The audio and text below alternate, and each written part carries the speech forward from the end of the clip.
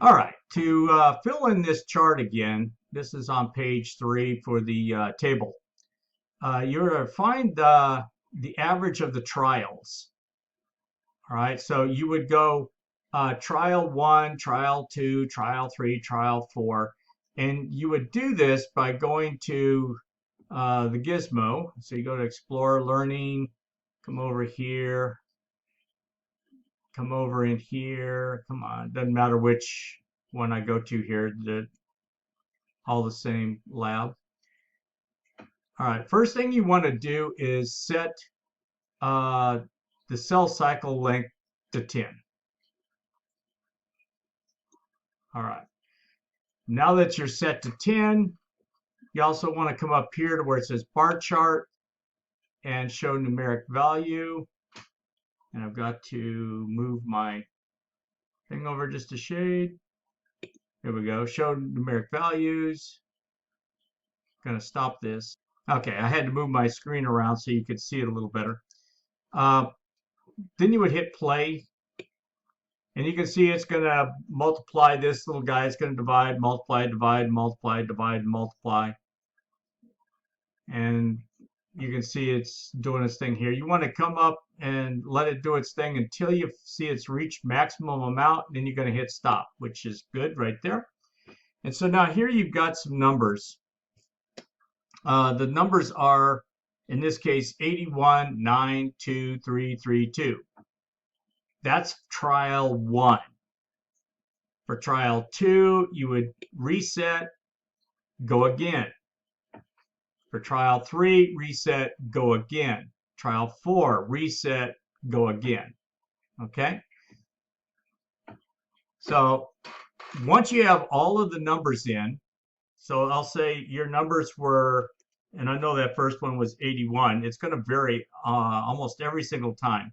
So we'll say that the first trial was 80, second trial was 79, third trial we'll say is 84, fourth trial 88. Okay?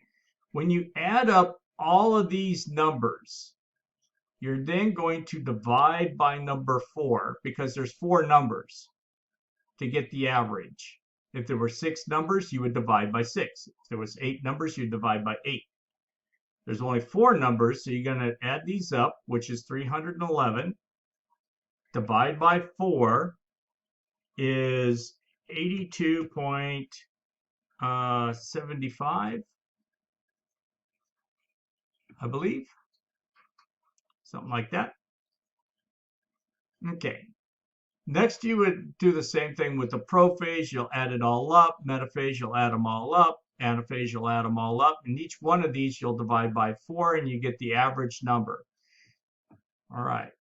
Once you have all the average numbers going across here, you are then going to find the total average. So in other words, you're going to add up the 82.75 and whatever this is, whatever that is, all the way over to cytokinesis average. So you would add up the I, the P, the M, the A, the T, the C. All right. I'll say it's 100. It more than likely won't be. All right. So when you come down to, when you come down to number 3 and you're going to calculate number 3, number 3 is going to be this formula. You're going to take the average phase divided by the total average, multiply that times 10, because that's for hours. There's 10 hours for the duration, but I want it in minutes. So you're also going to multiply that times 60. Okay? So the example I had above would be 82.75 times, and I should put this in parens because I put the other one in parens. Not times, divided by 100. I'll say my average total is 100. Multiply that times 10 times 60. When I do that, that's going to equal 496.5 minutes. Okay? And you would do that for every single phase. What you are doing is you are finding how long it takes to go from the beginning of interphase to the end of interphase within that 10-hour period. So it's got to be less than 10 hours. How long does it go in prophase? How long does it go in metaphase? How long is it in anaphase? And how long is it in telophase? All right, which are all going to be portions of that 10-hour duration. Okay?